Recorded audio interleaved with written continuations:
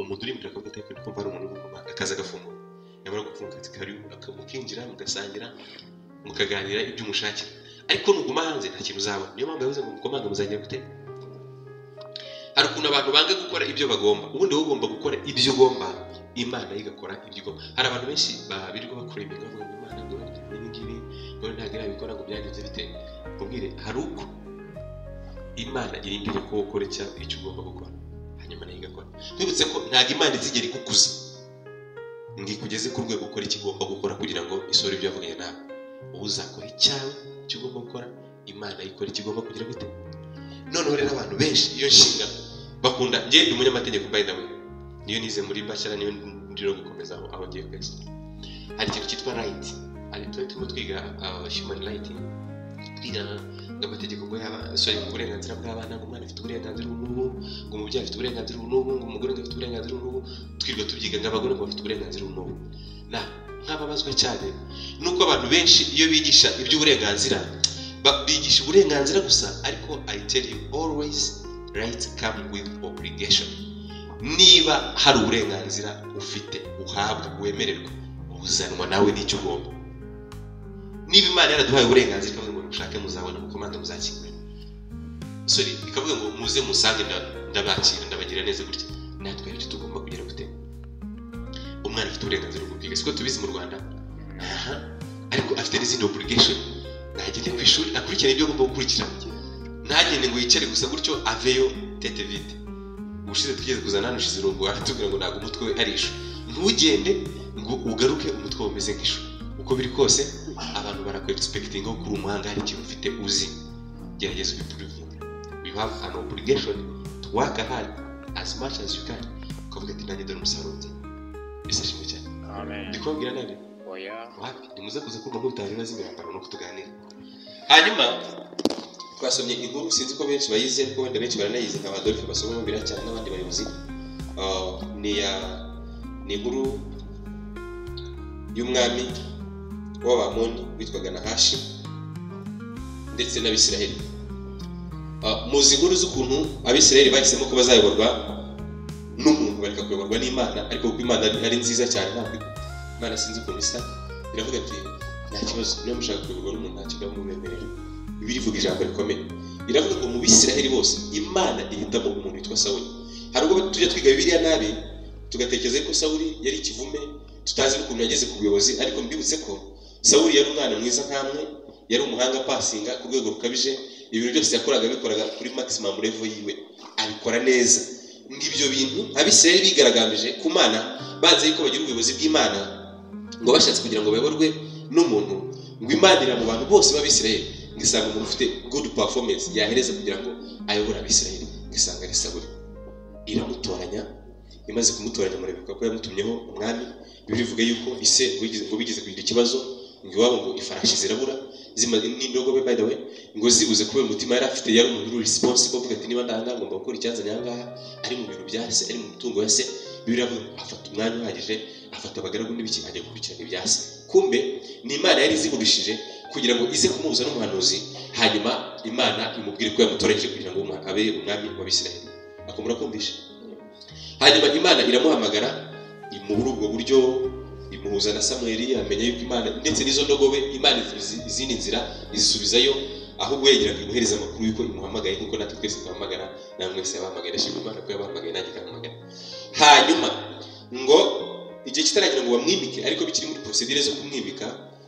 habaho akantu ngo umwami w'Abamoni witwa Nahashi ngo yashaka kunetereza yashaka kwigira nk'ibingibi bataramu bigira ngafate ahantu hose akabe yavuga ati ngiye ndi emperor ngiye nize amateka muri history muri secondaire ndashaka nize amateka muri secondaire hakuda kuba empires muri as probably icyo twavuga Roman Empire Greek Empire Songa Empire I can understand here ibintu nk'ibyo ngibyo no hari umwami twigize kwiga ngo yigeze gushaka ku mwami w'ingoma zose barimo abitwaga bane ko dushubiza ba Napoleon yashatse kuba emperor wa Europe yose muri rusange hari witwaga Metternich Danfodio yize gushaka kuba ngo emperor w'Uburayi bwose ngagashaka kugira ngo conquering none ibi ngibi nabyo Nahashi gashaka kubyigira ashaka kugira ngo conquering abantu bose abategeke abashyire mu biganza bye abanetereze kandi yari umupagani we n'ubwoko ngo noneho ngo arazamuka niho twasomye ngajya iya Beshi Galeyadi ngasanga abantu baho bose nganje abamirira nababwira ko agiye kubisha agiye kubazengereza ngo bagira ubwoba mu mutima. Hari ukuntu Shitani ajya agusanga wiruryamiye wiruhukiye uri kugenda mu nzira cyane cyane wenda ko ntanga iby'amasomo byanga kavuga ati iri somo ubona we waritsinda ukurikije ukuntu muri presentation byari bimeze ukurikije uriya mwarimu ukuntu bamuvuze ubona we waritsinda ngatangira kubabwira ibintu nk'ibyo ngibyo ngo nabo bararwikatira muri nibo barwikatiye bamwe aratwica niba ari uko bimeze rero twebwe hari ikintu dushaka kugira ngo dusezerane waretse tugasezerana nawe isezerano maze tukazagukorera tukakubera abagaragu aho kugira ngo twice bari basarayinize mu yandi magambo baravuga ati aho kugira ngo twice tumere nabi twebwe waretse tugasarayinga tukakubera abagaragu tukazagukorera imyaka yacu yose. Ngambwe ati rero niyo muhisemo ibyo ngibyo hari ikintu ushaka gukorera ndabakuramo ijisho ry'iburyo hanyuma icyo kintu kigira igitotsi ku Bisirayeli bose. Iyo niyo mikorere Satani bayidabo iyo uriza yirinze ukazamura amaboko ukavuga ati iki kintu nakiretse kimwe mu Satani akora nuko kurabona bijisho.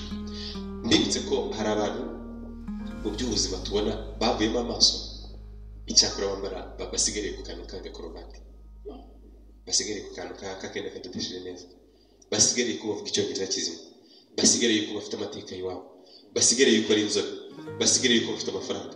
Hari abantu basigaje ibyo bintu ariko amaso yaramaze kuvamo niko yavuze Shitani ngo mugambi aravuga ati ngiye ikintu bakorere ndabanogoramo amaso gusa y'iburyo hanyuma ibyo bintu bigira igitutsi ku Bisirayeli n'abandi bantu batari muri iyo quartier bose ibintu ndabyandika yuko Abisirayeli nabanesheje bakazamura amaboko bakemera yuko mbayobora ariko nkabakuramo iki kintu cyitwa amaso. Dushaka kugira icyo cyitwa imbaraga zo gusenga ngo ibyo bintu barabitekereza hamwe twere dupfe n'abasivili n'abantu batigeze kumenya Imana twemera amaso tuyavemo.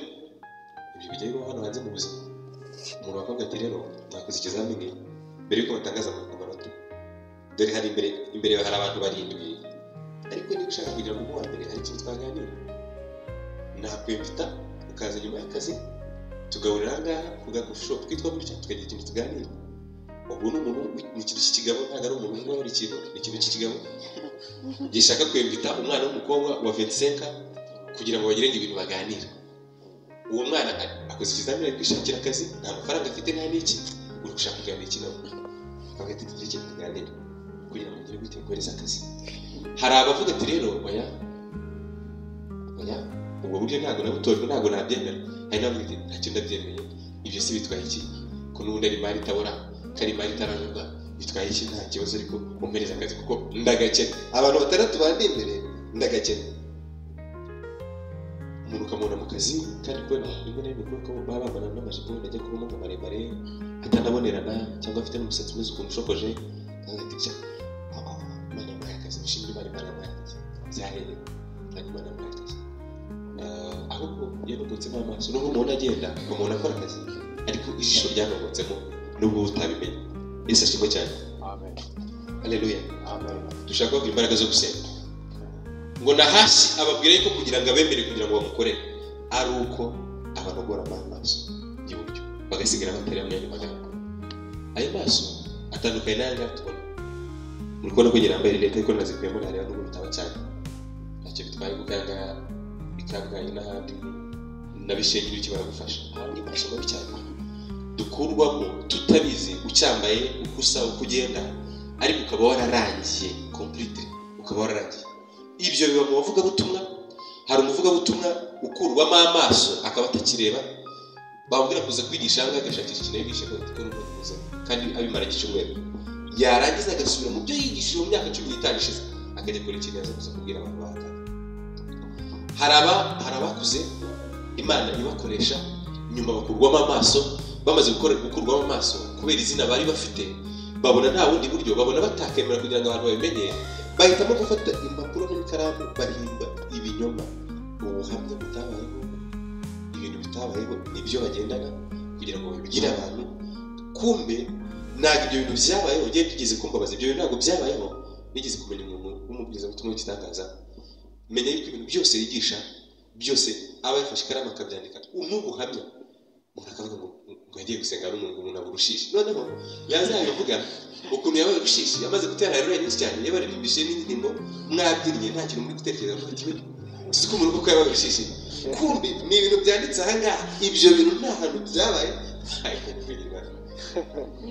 ariko bene abo baba baravuyemo amaso nawe akaza akababwira bene ibyo bintu bimeze gutyo baba baravuyemo amaso abantu ariko ngiye baranzi abantu baranzi ntabwo umuntu yamagana ngo nanjye kujyayo muri UR niyo university ya mbere mu Rwanda ni igitangaza ntabwo nakanga kujyayo bura ndashaka ibintu mbabwira agahita ashakisha ibintu ababwira akaza kuko yagize gute yavuyemo amaso abo barahari muri medical sector barahari muri judiciary barahari abo bantu barimo bameze uko nguko ariko isengesho tuza kuza gusorezaho turasaba Imana kugira ngo Imana ikomeze iturindire amaso niba kandi waravuyemo haracyandi mahirwe nasomye ijambo ndavuga ngo haracyari amahirwe yuko igiti cyatemwe n'ibyiringiro haracyari ibyiringiro yuko igiti cyatemwe cyongera kigashibuka biravuga ngo kikagira amashami n'ayambere ngo ndetse kikagira n'amakakama nk'ayambere ndashaka kuvuga ngo niba amaso yawe yaravuyemo kandi iyo umuntu Imana atangiye kuvuga umwuka ararondora bibutse ibyo bintu nuza kuza kwiyumvamo utuntu nuza kuza kumaya uze kuza kumvira uwo mwuka singuye uze kubibwira ngo nyine byamarira uze kuza kumvira uwo usenge ubishyize mu mutima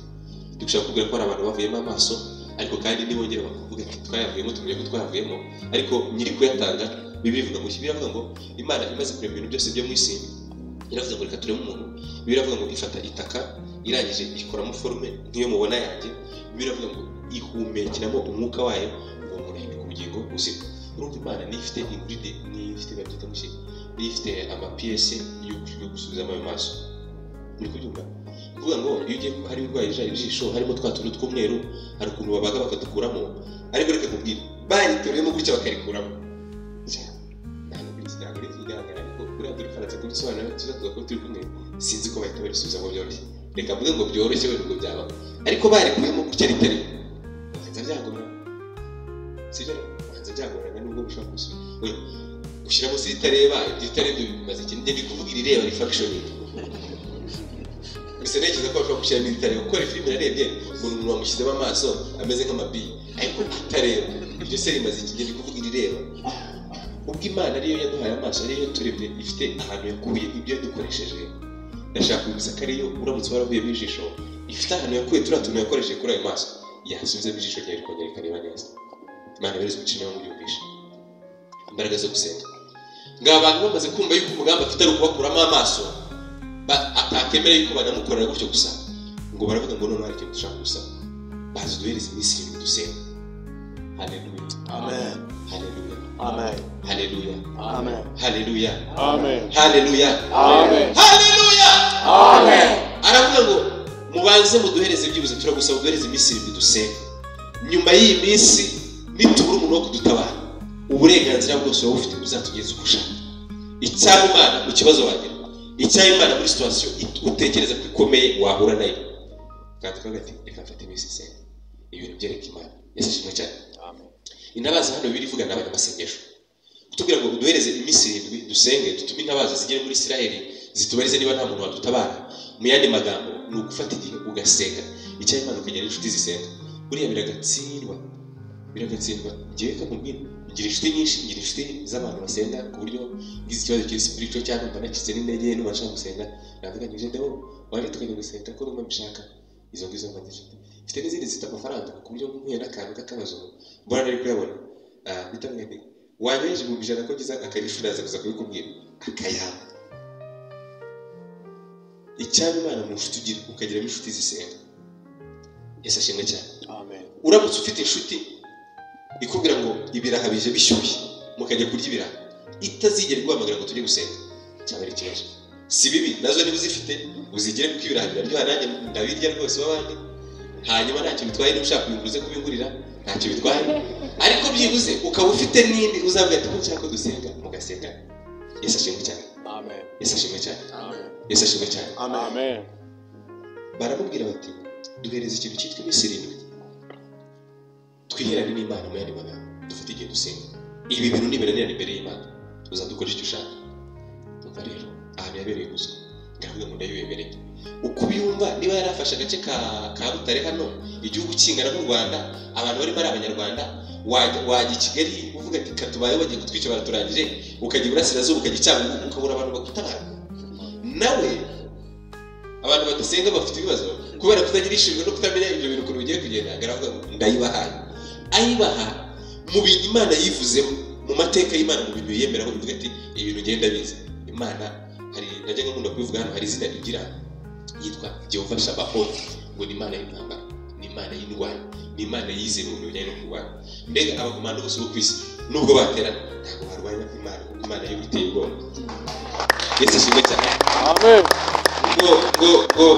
ngo hari ubwo bigeze kuzanira urwandiko umwami inde ariko murakoze ko zigomba kwitanga byose. Ngo none bamuzana urwandiko bagati tugiye kwica, tugiye kubatana tubamere nabi. Ngibyo bintu ngarufata submitting imbere y'Imana, bamuvuze namubishe submitting imbere y'Imana. Ngaravuga ati bavuze ko bagiye kuza kudutera bagatumira nabi, badututse nayo bagututse, ngo Imana kuko yizaho kandi bagati ngo ngamba nzanye zarwa sinumvisha Imana yarwanishije ibibembe. Niko biri bivuga, ntago nukanishije, ntago mwabyumvishije ngo umurindi wabo gutyo gusa abantu bari baratawe inyuma y'ibikuta cyangwa se inyuma y'amagate. Abantu bari barasizwe inyuma n'amateka kubera ukuntu bavutse, kubera ukuntu babaye ntawe bagize gutyo, ariko Imana ari intwaro yibikiye mu buryo batazi. Ngo hanyuma ngo baza kuza kugenda ngo abandi bumva imirindi bagati karabaye. Abisirayeli uko baje bati turapfuye. Muri kumva ingabo Imana irwanisha, Imana yagukeneye no kuva mu ijuru. Ngize ikirenge cy'Imana babwiye ko ari kinini ubushize.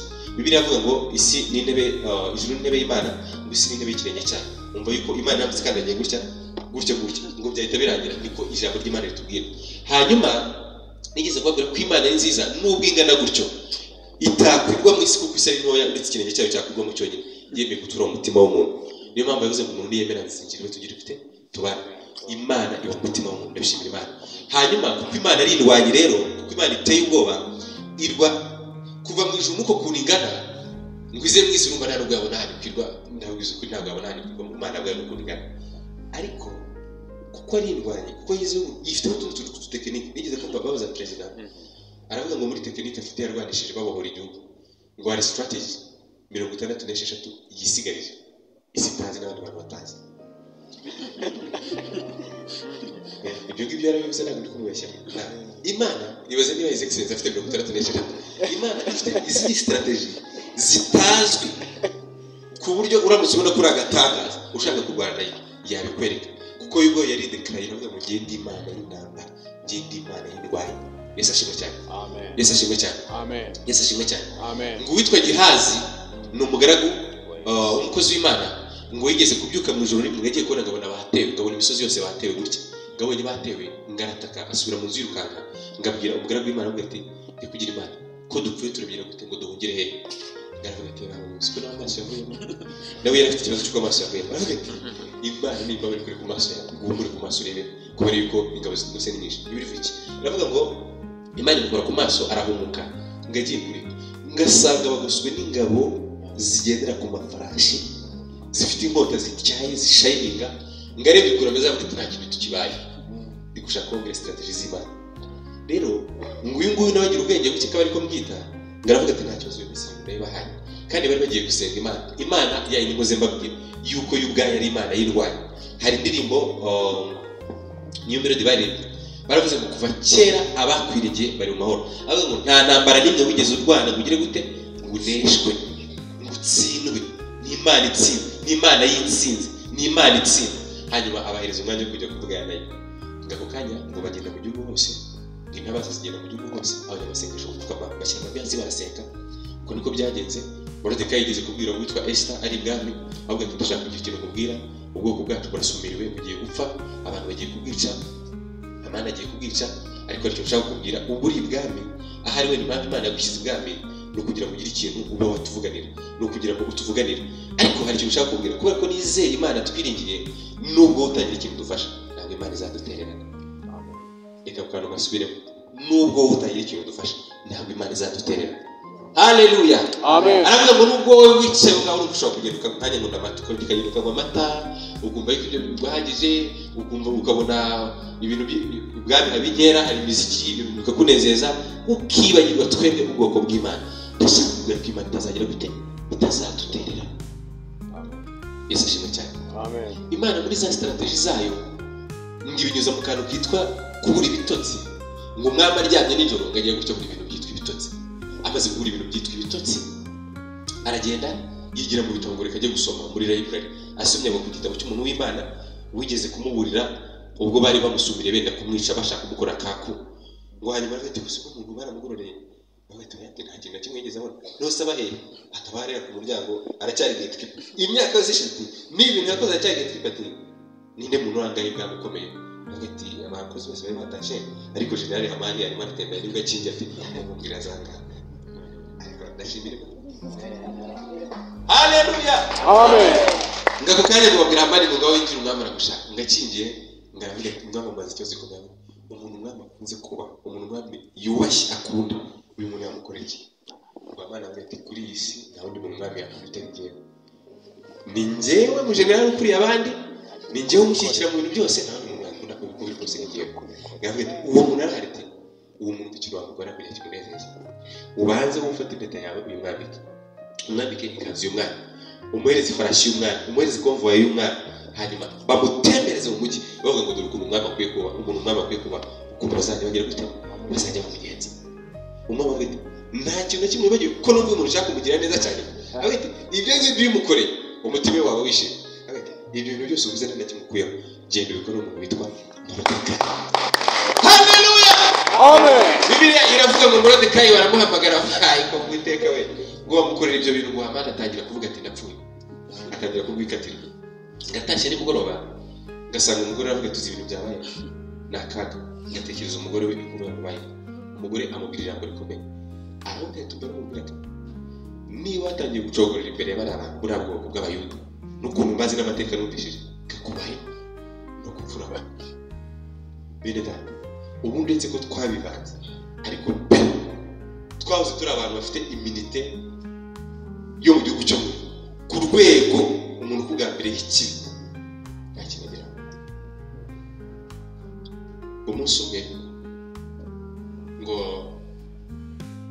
Hamani amaze kumenya ibyizo nkuru amaze kumenya yuko umwami yakunze Moridekayi kumurusha ngo aratekereza avuga ati ko biri kose Moridekayi ku mwami kazi cyo kumusaba imbabazi ubwire asabire umwami imbabazi ko biri kose atazakuza kugira nawe ngaragende gusa naye kwa ntaki ngaragende yikubita imbere ya Esteri ngamubwira ati ndashaka kujya gusabira imbabazi kumbe Esteri yari yagiye ngajya imbere y'umwami agati ati mwifuza kugusaba niba mugira umugisha Jehova je bari indirimbo nziza ndabakunda baravuze ngo niba mugira umugisha ngo hari ijambo rimwe nshaka kubwira ngo basi uzanindira ubugingo bibutse ko bari abantu barize by the way barize barasobanutse bafite akazi benshi turahura bafite imirimo myiza ikomeye kandi n'abantu basobanutse nawe utekereza ko icyo kintu aricyo basaba Imana ntibavuze ngo niba mugira umugisha imbere Jehova cyashya zikuze imodoka nziza z'igitangaza ni Kigali hari imodoka wicara mu kagati basimwicaye yigundi modoka hari imodoka yicara mu kagati wite iyi modoka yicaye ikakubwira ngo ambara umukandara ari kwibwira kugira ngo polisi ataza kuza kwandikira ikakwereka gutya ahantu hose amakamera ku buryo nawe ubwawe wicaye imbere muri kamera uba wireba ukagati no modoka ni gitangaza. Noneho naratangaye kubona Jehova Jire bataririmbye ngo niba nkugira umugisha hari ikintu ushaka gusa unyiherere ngiro y'igitangara unyihere zino taxi ziri kuza zigura $150,000 y'igitangara ntabwo wigeze basaba ibyo ngibyo ntabwo wigeze basaba ngo niba warumutse tukugiriye utwitwarire muri Amerika tujye kuririmba icyongereza ibyo ntabwo ibyo basaba baravuze ngo niba nkugira umugisha uzandindira iki ngo noneho ngako kanya ngo umwami yaravuze ati niba nkugira umugisha mwami hari ikintu ushaka gusaba ati ubwoko bwacu rero atangira kumutekereza ibyizo ngo umwami sizi ikintu cyamubayeho ntabwo biri kivuga ariko ntekereza ko ashobora kujya kwihagarika abami nabo barihagarika ashobora kujya n'ikindi kintu ajya gukora akagaruka ngaje ngasanga cya gihungu ngo cyapfuka imbere y'umwamikazi ngo muri we atekereza yuko kiri gushaka kumufata ku ngufu ako kanya ngo azanwa n'uburakari baramubamba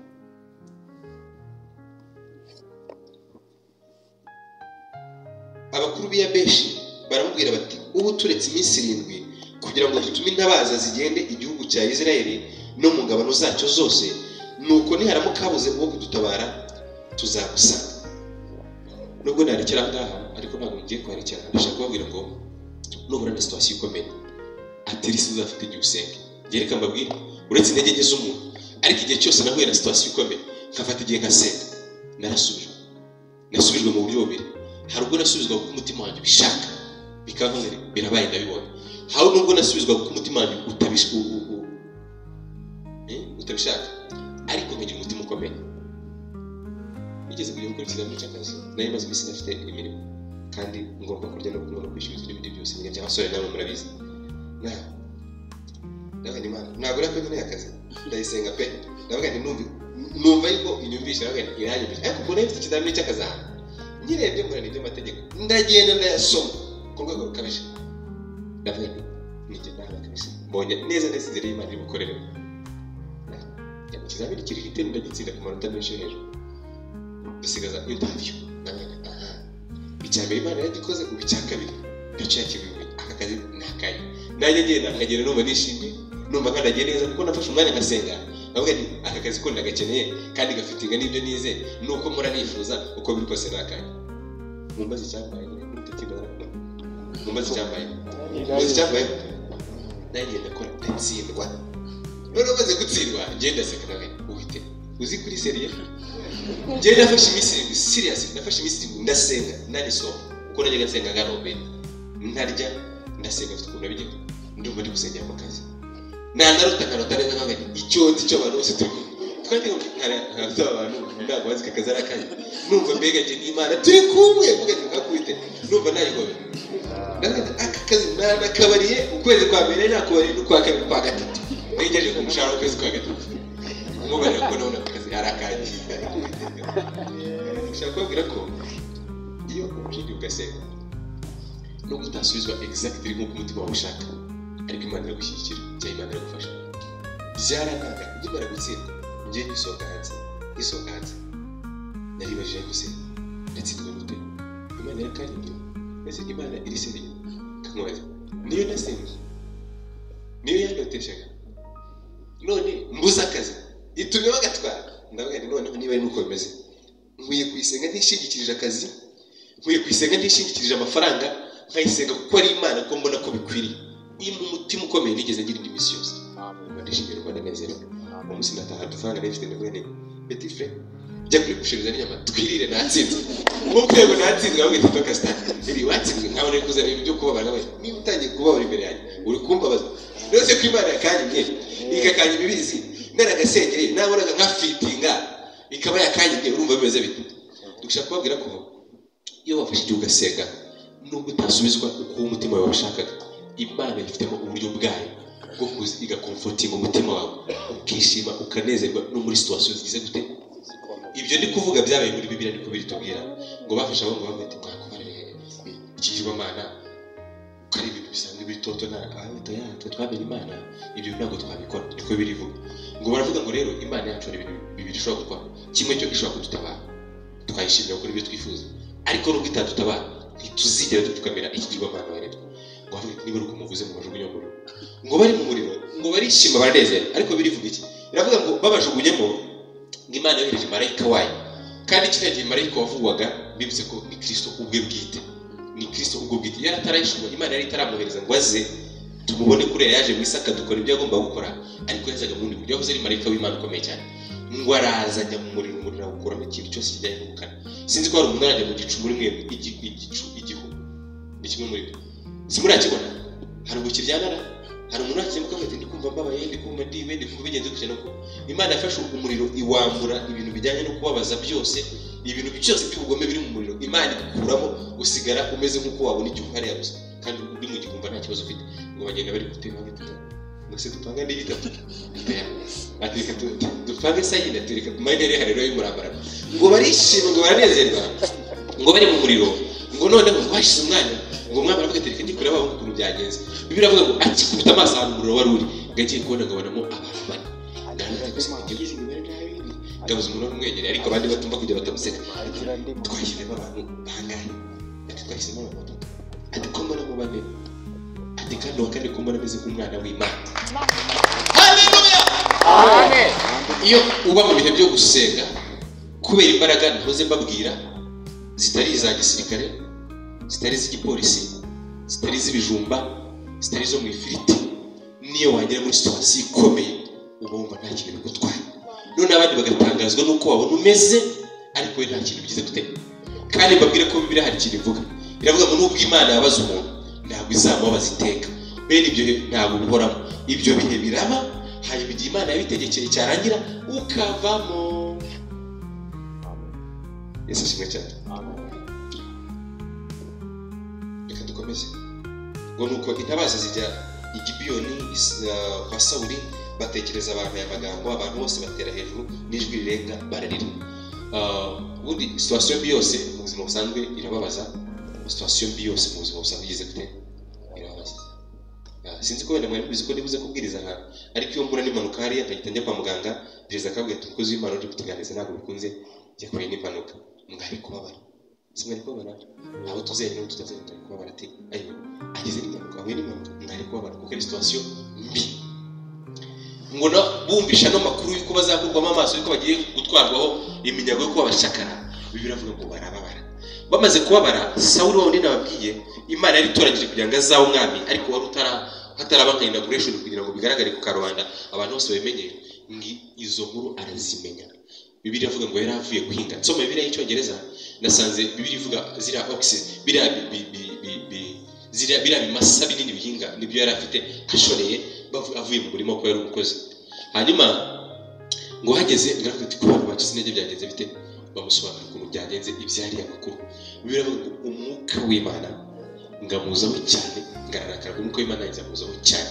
Bene data, bibutse ko iyo turi mu bihe byo gusenga hari ahantu tujye dukura ubufasha, hari ahantu tujye tubona ibyaturengera tutari bikwiye no guturuka aho hantu, ahubwo bitewe n'uko umwuka w'Imana yabaye kuroba. Se mwigeze mubona abantu b'abapagani bagirira neza abantu b'Imana? Ibyo mwigeze mubibona? Mwigeze mubibona? Mwigeze mubibona? Njye nsigaye mba n'isi yo hanze kangaruka ku kintu cyo gutanga akazi. Ikintu cyitwa kubona akazi hanze iragoye. Bene data mwige, ariko kubona akazi kise nka Adolphe n'undi wabibera mu bitaro n'abamizero bo barangiza kwiga bakomereza. Ariko ubundi akazi karagoye kukabona, bisaba gusenge. Rero ndi batoje ikibazo na wese none riterwa n'igitangaza, ukabona bari kubaza kuvuga ibintu biri kubera muri Israel. Njye ni umunyarwanda sindarenga Ikanombe n'urugero, batangiye kubaza ibintu biri kubera muri Israel. Kubera iki? Niyo muri kuza muvuga ngo ni amategeko, mbere ko mifotora iba short listinga yabonaga mwese requirement muzuruje. Ni bachelor degree yego, ni imyaka 3 ya experience yego, ari hagati y'ino range y'ino myaka n'urugero yego, afite mukabishyira mu experience arayifite bakaba short listing. Abo bantu bose niba ari abantu 200 uwo ba random uwo bafata tuguye umuntu turamufasha wakora akazi.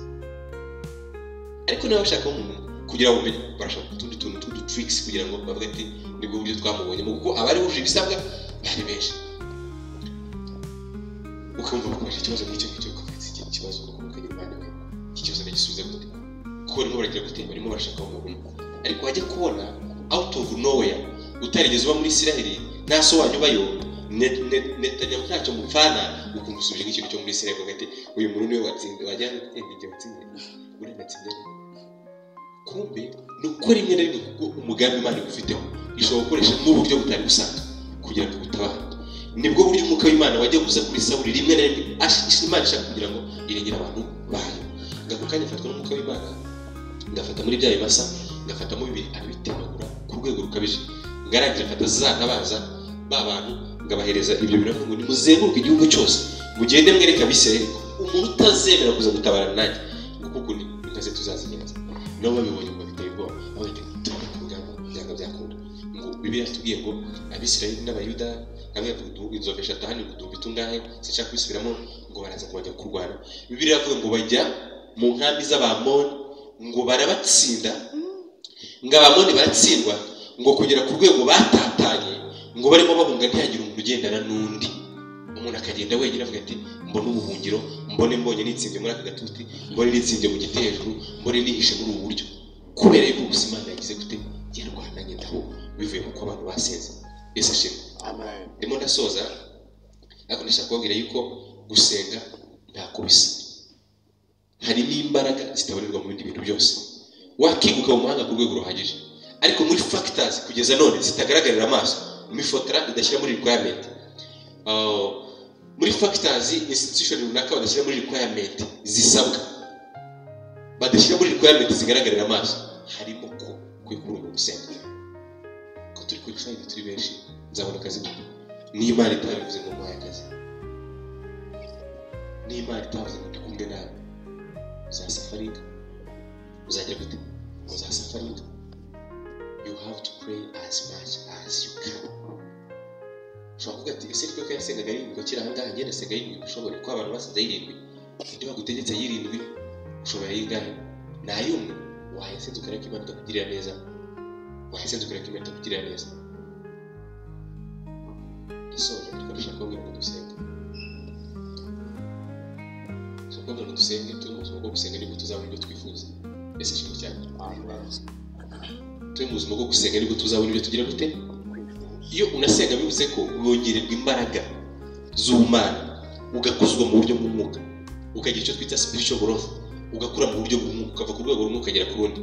Hari abantu bo babyanga ngo ngese nshoboye yibiri se nshoboye nayumwe uzaguma ku rwego ruri kamateri muri yani muri ndende dusenga. Hari umukobwa Imana igiye kubera izamura mu bwiza izamura mu gitangaza umukobwa kiri rero bati Imana ngete izamura mu bwiza ko ariko tuzasenga yibiri ati waya Jeza urabizi njya yibiri sinjya nshobora yumwe beza ko bati niba ushobora senga ngeze uzisengera yo ngana ati kumbe ntambwe kwa muganga ati yavuga ati ayibiri yakwica ngo wenda ngo mvuge uti nayimwe shoboye ni intege nke gusa zamufasha. Aragenda agira imyaka 38 atarashaka umugabo. Igihe kimwe ajya gusenga umuhanuzi aravuga ati reka ushaka kubwira Imana yavuze ko izagura urugo rwiza ikaguha umugabo ugitangaza. Yavuga ati Imana ivuga ko umugabo wawe ari umwari muri kaminuza ariko no mugabo bafite imyuka mibi muri famiye kandi Imana izamuhera kandi uzamwishimira. Ariko kugira ngo ushakane nawe Imana irashaka gusenga ukagwiza imbaraga mu buryo bw'umwuka ku buryo uzabasha guhangana n'imyuka mibi yo muri famiye y'umugabo uzashaka. Kandi izi mbaraga uzazibona mu gusenga. Hari ibintu nk'abingahe dukora mu gusenga twongererwa imbaraga twongererwa kumenya uburyo bwo gusenga. None arangije uwo akajya yanga gusenga ngo yisengera yumwe ngo ntago yibiri yashobora kandi hano yamubujije hanyuma rero gatokesa kuri 25 iyo wujuje igendere kumuguhereza none wa 26 kabirari 27 ikazamuka agira ku myaka 38 umuhanuzi amubwira icyo kintu abandi Imana irambwiye ngo ni wowe ubwawe widindije wanze gusenga ngo wize imbaraga z'Imana zo kubasha guhangana n'imyuka mibi yo muri famiye y'umugabo wawe. Ubwo rero kugeza igihe uzasengera ukagiza izo mbaraga ni ukuri kose ntabwo uzigera umubona. Ayayaya mutse n'Imana yari yabivuze nigeze kwivuga ngaha muri sepo Imana ishobora kukubwira ikintu ukareba upfa tukarema gaheza ni mu ijuru cyangwa utakibonye. Ari Imana yabivuze nta muntu wavangiwe ari yo ubwayo yabivuze ariko kandi tuvuga ngo Imana ntibeshya ariko Imana ni gute itabeshya nizi condition nawe gukora icyo usabwa Imana ikora igiye gute ikisabwa. Niba kugira ngo ubone akazi gahambaye ku rwego rwawe ugomba kubanza kugira ngo usenge ubuhoze hari wumva hariyo ibintu byinshi cyane probably abantu bari gushaka kurya ruswa hari ibintu nk'ibyo ngende umuhamya wo gutanga ibyo. Hari umuntu ejo bundi wabonye akazi kandi gakomeye muri leta atagahejwe n'undi muntu bari muri training asubiza akabazo keza umuntu agoye akarere wabasha kukayobora ati ntabwo yambwiye ngo mbwira amazina yawe yari yashize ibintu bitatu wamura igisoka ku rupapuro rw'abantu bahawe kuyobora akarere. Mbibutse ko kuyobora akarere n'ibintu biri ku rwego rukomeye ubundi aba ibintu by'amarobi byadanje ku rwego n'abantu bamwe bashobora kubitakarizamo iki ariko umuntu from nowhere kuko gusimana genza kwicaza ngiye gukura umuntu mu ntebe icyo ni cyambere wicazemo nta mwene wanyu uzakwicazamo ntaki bo muravuga ati Imana ndabyakira kwa kuri tujye tubivuga yagize kibira mu buryo bwo gusenga bari bagati uyu mungu cyangwa uyu mukobwa cyangwa uyu mama cyangwa uyu mugabo arabikwiriye igafata umuntu ikamukomera tuza mu ntebe ikaza ikakwicazamo abantu bagatangira kwati uriya ni bene wa kwa perezida uyu muntu mwitondere ni intasi uyu muntu bagatangira gukora imirimo neza n'ibyari byaranze bakavuga ati ubwo no muntu agiye mu mwanya mu buryo butazwi mukora akazi neza cyangwa muri bibamo noneho performance y'akarere igenda ibanziza bakavuga ati uriya mu mutwe dukeneye. Ariko nta handi bivuye mu kintu cyitwa kugira gute Imana ishobora kukubwira ngo uzakugirira neza ariko utakora icyo yakubwiye rwose iyo neza ukayibura ukazari dusaza iyo neza utarayibona. Niyo mpamvu dukwiye kuba turi maso dufite rya jisho ry'iburyo ukamenya ngo Imana irashaka gukora iki. Hari umuntu aribye gukora umuntu utarwanya nawe mu gutsinda aravuga ngo Imana nkora icyo wagize gute. Haleluya amen. Ukwiye gusenga ukabaza Imana ngo urashaka ko nkora iki, urashaka ko mba muhe mwana, urashaka ko mba muhe ubuzima. Hari abantu babaye niba wowe ibyo bintu utabishobora ukajya utekereza ati Imana ati sinsoma Bibiliya gusa bikaba bihagije. Ni byiza kwisoma rwose ndabigushimiye komeza uyisome ariko uri umunebwe kandi no kubyibwira. Hari abantu babaye mu buzima Imana yabwiye ngo wamure ubuzima. hari abantu barya iby'Imana bwe ngo urye ibingibi, hari abantu bajya Imana baze kujya ahangaha. Yesu ashimwe cyane. Hari abantu bambara ukabona arabera ko ariko nukuri urabera, ari Imana bwe ngo ujya wambara utya kubw'impamvu yanjye. We rero wabona wambara bisanzwe kumva ko ari ibintu bisanzwe, barakubeshya, ntabwo wambara ari ibintu bisanzwe. Yesu ashimwe cyane.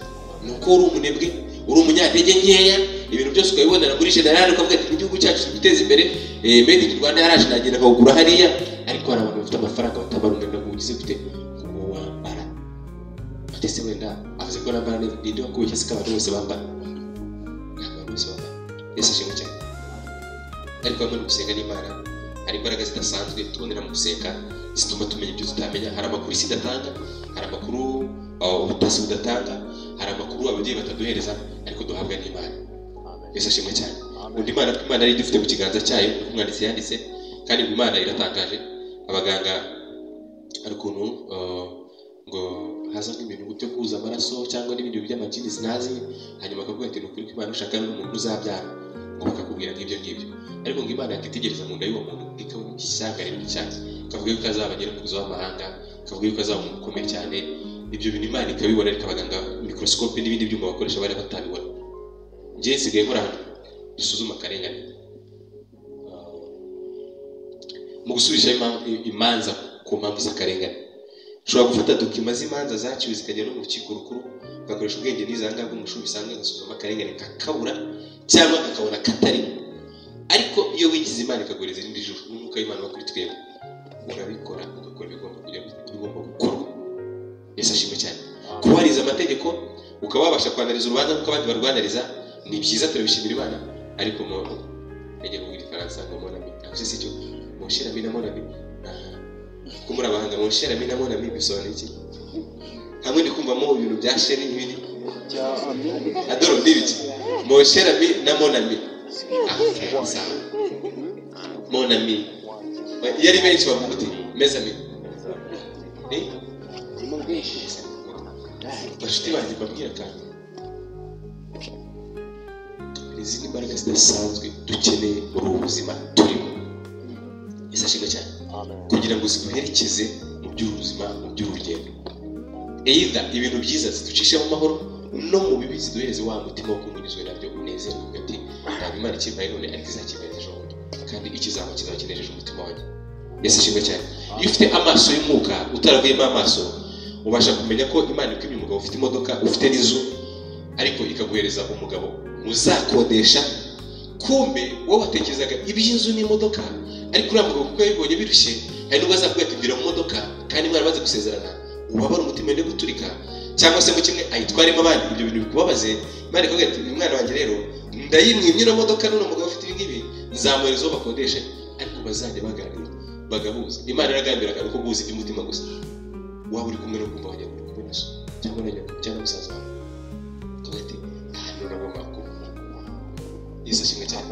Ariko iyo udafite ayo maso, ukibona imodoka yanditseho ya plaque zabo itari Elf Ase, Imana yari yambwiye ko izagira neza, yari kubwiye ko izakugira neza. Ati akantu k'imodoka se yarakavuze, yakubwiye ko bwa mbere niba yakubwiye ko izakuha imodoka, yakubwiye ko umuntu muzashakana azaba ayifite. Ufite ibyo Imana ibifite, uri umunyantege, kandi ibyo usenga Imana izabikubwira. Yesu ashimwe cyane. Amen. Yesu ashimwe cyane. Amen. Haleluya. Amen. Haleluya. Amen.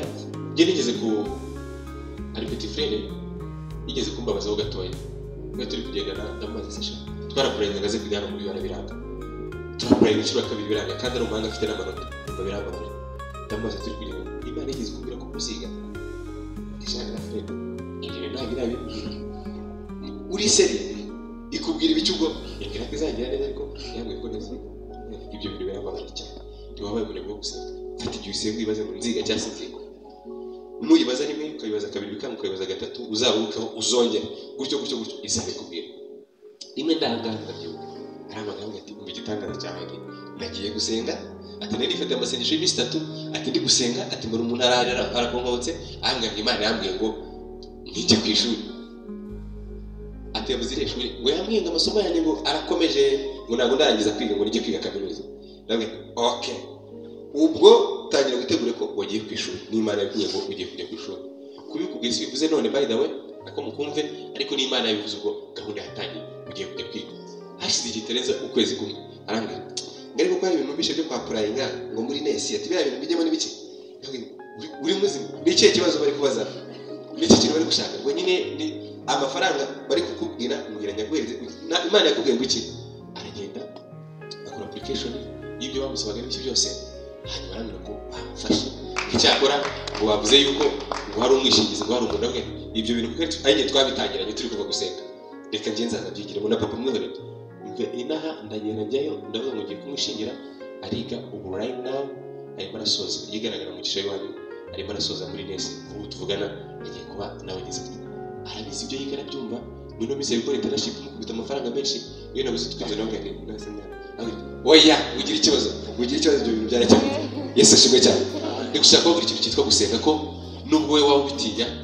ariko nuko umunebwe wabyo gusenga bifite inyungu kandi iyo murasenze Imana yamusubiza hari dukora senga tubirishaka ko turimba kamwe karavuga ngo nagutakiye mbabaye uranyumva ugira gute uranabara babakobwa bazi kurimba n'abagore badufasha baguruka tugiye gusenga nagutakiye mbabaye uranabara nagutakiye